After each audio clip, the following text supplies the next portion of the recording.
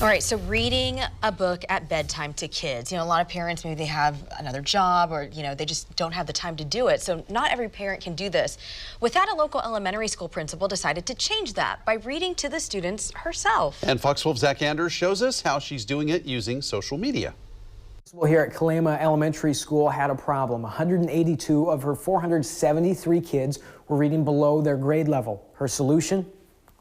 Read them a bedtime story. Dr. Kayla Lougheed's school is at capacity. When her building ran out of space, the library was sacrificed. Our library now has 2 teachers in it. So was her office. We lost our library 2 years ago. This year, we could either have counseling services for our kids or we could have offices. So it's my cart, it's her cart, that's the Spanish teacher's cart. None of us have spaces. Shelves were moved so that the library could survive on in the hallways. It wasn't ideal. It's not ideal.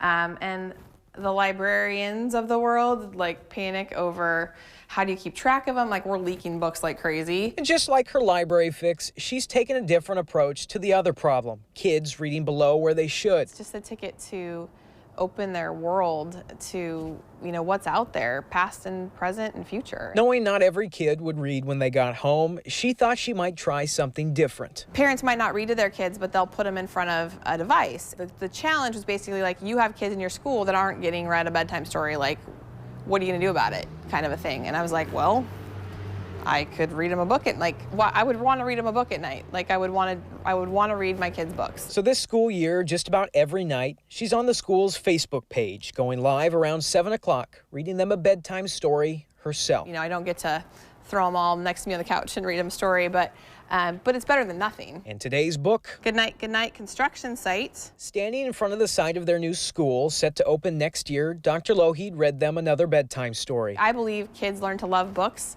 when they're reading them with someone that they care about and cares about them. And the kids seem to like it too. Yeah, she's nice. Next year, she looks forward to reading her stories from inside their new building. And yes, it'll have a library. Zach Anders, Fox 12 Oregon.